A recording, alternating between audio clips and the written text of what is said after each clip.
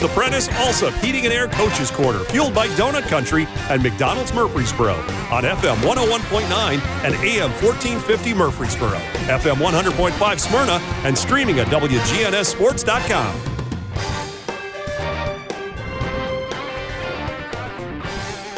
We're back on the Coach's Show, brought to you by Little Caesars Pizza with 4 Murfreesboro locations: Memorial Boulevard, Warrior Drive, South Rutherford Boulevard, and Old Fort Parkway. Get hot and ready pizza from Little Caesars. Time to chat Eagleville football this morning. Floyd Walker joins us here on the show. And, Coach, I just wondered, since I knew I was talking to you, I've been thinking this whole summer, did you get your honeydew list done? Oh, hey, I got a honeydew list. My wife got to travel and go places she wanted to go. She got me on a horse. I saw that. So, it's been an interesting off season, but an enjoyable one. How did she do that? I have no idea. Okay. I have no idea, but we did have a discussion about her posting pictures of it. Yeah. That was part of the negotiation. There's no pictures. We'll put one up on the website so if folks can see it. No, I'm just kidding. Yeah, let's know so we do that too. Appreciate that. So it seems like it gets faster and faster for me. I don't know. Summer just goes by so quick, and all of a sudden here we are. Well, it seems like we've never stopped. Yeah. Even just walking in here this morning, it seems like, hey, it's got to feel like we were doing the same thing last week. So I don't know if that's our age, telling us something, but it is. It's gotten on us really quick. Well, this is like the 30th year for doing this show for me or something like that. So, and I would just ask you how long you've been at Eagleville as the head coach. That's 2010. Well, no, I got to Eagleville as an assistant in 2010. I think I've been the head coach since 2016. 16. Yeah, that's still long enough. Yeah, it is long enough. It is long enough. We're coming up on a decade here in a couple of years, aren't we? Eagleville obviously is, as you drive through the community and you think it's some sleepy little town, but I mean, things are beginning to pop out in Eagleville. They're growing, and they're growing at a fast pace. You see communities right across from the school starting to explode and starting to become a little bit larger. There's rumors that there's getting ready to be another subdivision built out there. So I think we've been found out. So, but I mean, it still has that small feel to it. So that's something that we all appreciate.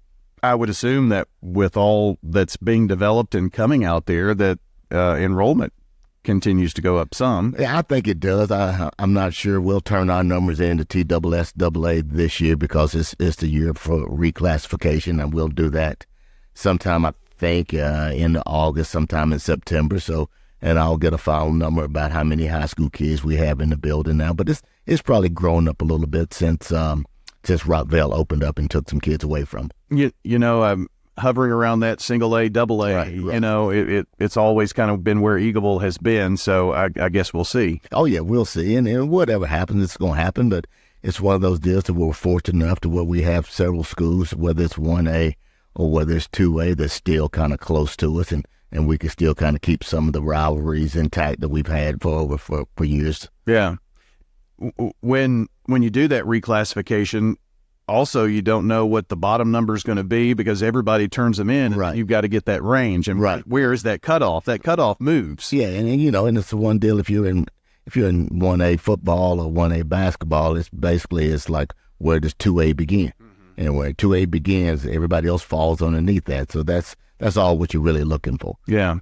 Well, last year, Coach, 7-5 season and into the second round of the playoffs, and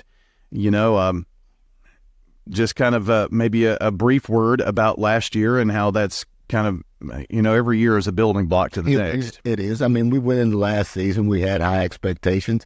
We were fortunate enough to win 7 games. There was a couple of games that didn't go our way that we still felt like we could have played better, and the outcomes could have came different. But you'll take 7. You'll always take more wins than you'll take losses, and I thought the seniors on last year's squad did a great job of handling everything. We had a couple of injuries, especially at quarterback, and but I thought those kids did a tremendous job of laying the foundation about where we're going to move forward to.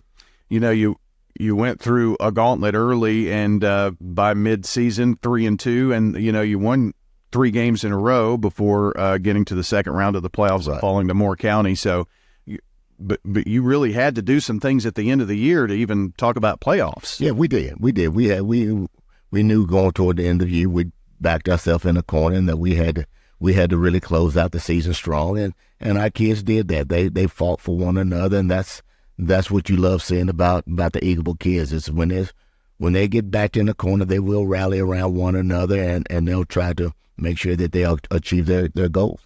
When you have a spotlight quarterback coach that you're having to work around, I don't know if there's any harder position. Maybe there are some positions that are just as hard, but I mean, when you've kind of got the offensive team captain there and making it go, you're the guy. You're basically the face of the team if you're the quarterback, and there's a lot of information that you have to be able to process and have to process at a very rapid pace because it's ever changing. Defenses are ever changing right before your eyes, and we're asking our kids to handle a lot. And I thought that last year's kids did a tremendous job with Brody McLemore and Will Becker, and we think the same thing's going to happen with this group of kids. Well, the time of beating up on each other is about over now, right? It's over. Like, everybody's asking, where did we have a jamboree last night? We never do a jamboree before the season starts. We always give them the Friday off prior to it. So we were off last night, giving them an opportunity to spend some time with their families and friends and just get away and go be high school students. So we'll get back to work on Monday, and it'll be go time. Well, because they're yours until November, December time frame, right? Pretty much they are. For about 5-6 days a week, they'll be ours. Talk a little bit about the dedication that it takes to be a football player. I mean, 5 or 6 days a week. I mean, you're talking about being there after school and all of the hours that it takes. Then you've got your schoolwork on top of that, and then you play a game on Friday nights, and the weekend is a quick turnaround, and you're recovering, and then back at it again. I mean, it can be grueling. It's a grind. It's a grind for a high school young man, especially with so many other options out there for them. When you start talking about what your friends are doing, they're going here, they're going there, but the school bell rings at 2:45, and you know that you gotta go get your equipment, hop outside in 90-degree heat. It's gonna be sweating. You're gonna have people beating on you, and you got to do it every single day. It says a lot about these young men. It says a lot about young people. When people talk about society's change, there's still young people out there. There's young people out there that are good people, that are hardworking people, and hopefully we're adding to that with the way we run our program. Well, like I mentioned, all that banging on each other is done, and we've got Floyd Walker joining us, Eagleville football coach. We're talking about Eagleville Eagles this morning. The season is here, whether we like it or not. Right, I mean, the hay's in the barn. Yeah, ready or not, it's here. Yeah, exactly right. And we're looking forward to. I think every team right now is tired of practicing. I think that this preseason, I think we practiced a little bit longer than you normally did because the starting game got backed up 1 week.